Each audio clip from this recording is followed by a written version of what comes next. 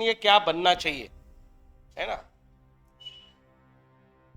Question number कौन सा है, 63।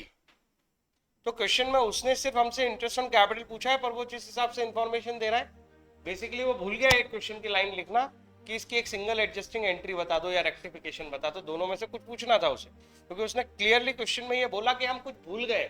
अरे वो लाइन क्यों लिखता नहीं तुम, ठीक है। एग्जाम में ऐसा तुम्हें अलग से दिमाग नहीं लगाना, एग्जाम में जितना बोला उतना ही कर। कैसे करेंगे, तो सबसे पहले हमने मेथड डिसाइड कर ली कि हम फिक्स कैपिटल मेथड वाला क्वेश्चन सॉल्व कर रहे। फिर हमने क्या किया, 1 अप्रैल का बैलेंसिंग फिगर ढूंढ लिया, मतलब ओपनिंग कैपिटल ढूंढ ली। फिक्स कैपिटल मेथड में जितने पीरियड तक जितना अमाउंट ऑफ कैपिटल यूज करते हैं उतना इंटरेस्ट लगता है। फिर क्या किया,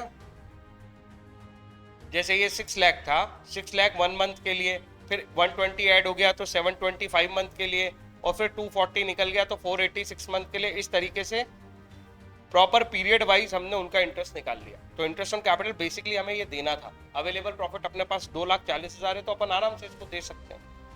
क्वेश्चन तो यही खत्म हो गया कि इंटरेस्ट ऑन कैपिटल कितना कितना है, पर हमने इसको एडजस्टमेंट टेबल में डाल के आंसर निकाला कि अगर प्रॉफिट ऑलरेडी डिस्ट्रीब्यूटेड हो गया है 2,40,000 पीएसआर में, तो अब हम क्या कर सकते हैं, टू बी डिस्ट्रीब्यूटेड निकाल सकते हैं।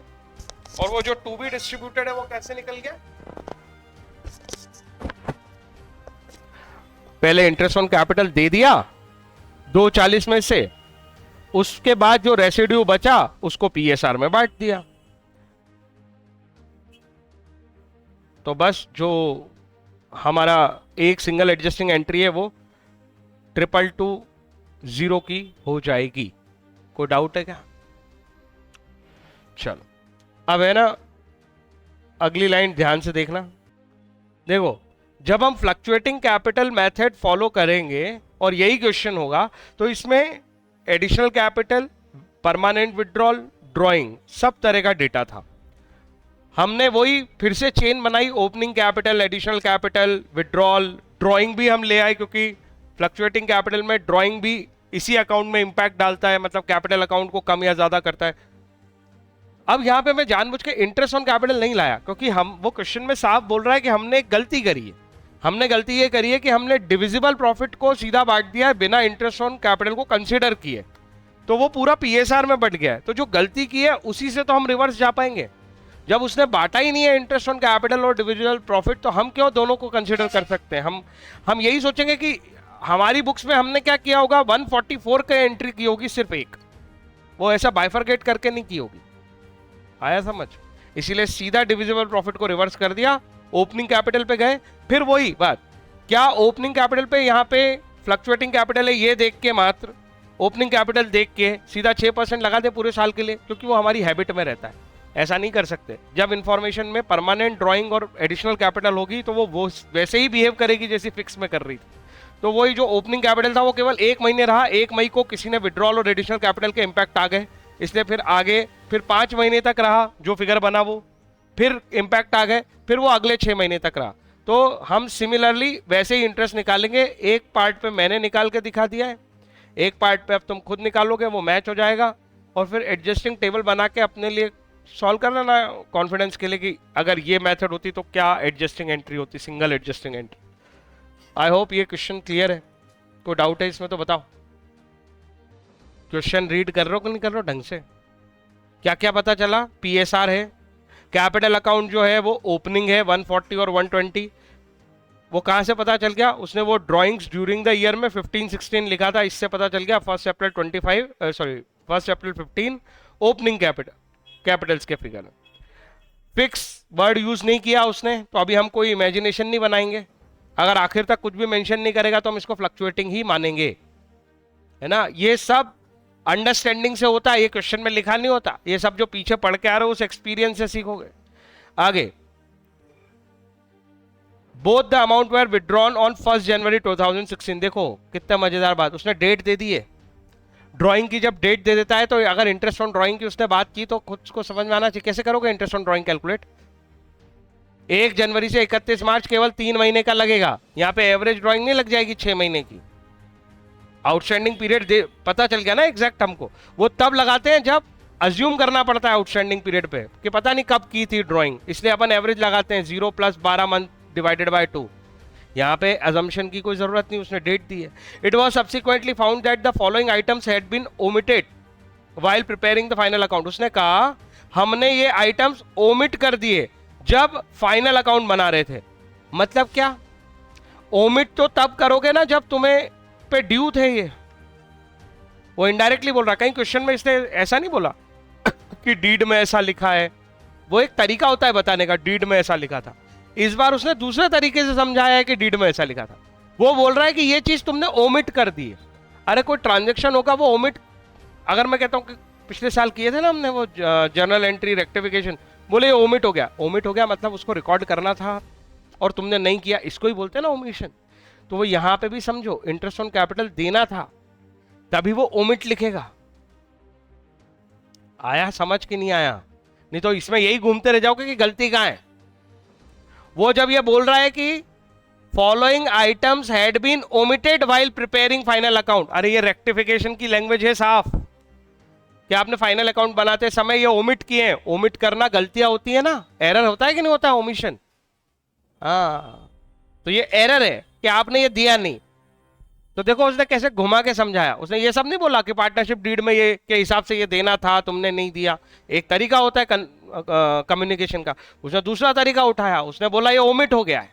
तो इसको समझो कि ओमिट हो गया मतलब गलती हो गई है. तो इसको एडजस्टिंग एंट्री पास करा के सही करवाएगा वो. आगे देखो, ये रेक्टिफाई करवाएगा. वो बोलता है interest on capital 6% per annum, interest on drawing 6% per annum. Meeta was entitled to a commission of 8,000 for the whole year. Showing your working clearly, pass a rectifying entry. अब क्वेश्चन का दूसरा मजा देखो, प्रॉफिट का है. प्रॉफिट का है, net profit जिसमें से मैं ये बांटू वाटू, कहां है? नहीं है, प्रॉफिट नहीं है. तो कैसे सुधारे सर? प्रॉफिट से क्या लेना देना तुमको सुधारने का, ये बताओ. अगर प्रॉफिट होता तो क्या होता? मैं कहता हूं 10 लाख रुपए का प्रॉफिट है, चलो मान लो, तो क्या होता? ये जो देना लेना था ये तुम देते लेते और जो बचता उसको पीएसआर में बांट देते ना. अरे तुम्हें मेरी बात समझना पड़ेगी. हाँ, नहीं तो ये हमेशा फंसोगे कि प्रॉफिट नहीं है तो क्या करें. ये मैंने पहले लेक्चर में भी समझाई थी, जब जिस दिन पास एडजस्टमेंट शुरू किया ना, अगर चाहिए तो जाके वो वीडियो देख लेना, कि प्रॉफिट देना जरूरी नहीं है. मैं कह रहा हूं इसमें तुम 100 करोड़ का प्रॉफिट मान लो, 10 लाख रुपए का प्रॉफिट मान लो, कोई फर्क नहीं पड़ता है. क्यों नहीं पड़ता सर? क्योंकि तुमने अगर ये बिना किए एडजस्ट किए प्रॉफिट बांटा है तो पीएसआर में बांटा होगा. अगर 10 लाख का प्रॉफिट था तो तुमने पूरे 10 लाख पीएसआर में बांट दोगे ना. इक्वल होगा तो सपोज 5 लाख 5 लाख, उसका है 2-3 लाख, 2:3. 10 लाख होते तो कितना बांट देते तुम? 4 लाख 6 लाख. हाँ या ना? पीएसआर बोल दिया मैंने, 4 लाख 6 लाख बांट देते. ये गलत कर रहे हो, बांट रहे हो तो, क्योंकि तुम इसको रिकॉर्ड नहीं कर रहे हो. सही करते सर तो क्या करते? इन सबको कैलकुलेट करते कि इंटरेस्ट ऑन कैपिटल कितना होना चाहिए. फिर क्या करते? ये मीता को 8,000 रुपए कमीशन देते और इससे पैसा लेते ड्राइंग का. इंटरेस्ट ऑन ड्राइंग तो चार्ज है ना, वो भी लेते, 10 लाख में ऐड करते, इनको जितना प्रॉमिस है उतना देते और जो बचता उसको पीएसआर में बांट देते. अब सपोज करो ये सब हिसाब किताब मिलके 2 लाख रुपए बनता है, तो 8 लाख पीएसआर में बांट देते. तुमने पूरा गलत किया तो 10 लाख पीएसआर में बांट दिया, 8 लाख पीएसआर में बांट दिया जब सही करके बांटा. तो मुझे बताओ 8 लाख तो जब गलती की थी तब भी सही बटा था, और जब सही किया तब भी सही बटा है. जो कुछ झोलझाल है वो 2 लाख पे है, वो किसी और रेशो में, पीएसआर के रेशो में बट गया, जबकि उसको बटना किस हिसाब से था? इंटरेस्ट ऑन कैपिटल और वगैरह वगैरह के हिसाब से. कुछ एग्जांपल में ऐसा आउटलाइन दिमाग में आ रही कि नहीं आ रही? क्या बोल रहा हूं मैं? मतलब जो कुछ गड़बड़ है वो उस 2 लाख रुपए पे है जो इन सब फिगर्स को इन सब चीजों को बिलोंग करते हैं. नहीं आ रहा है समझ में तो बोल दो भाई, मैं पेन पेपर पे बता देता हूं, क्योंकि ये दिमाग को सोचना पड़ेगा, नहीं तो पजल हो जाओगे कि बिना प्रॉफिट के मैं करूं क्या.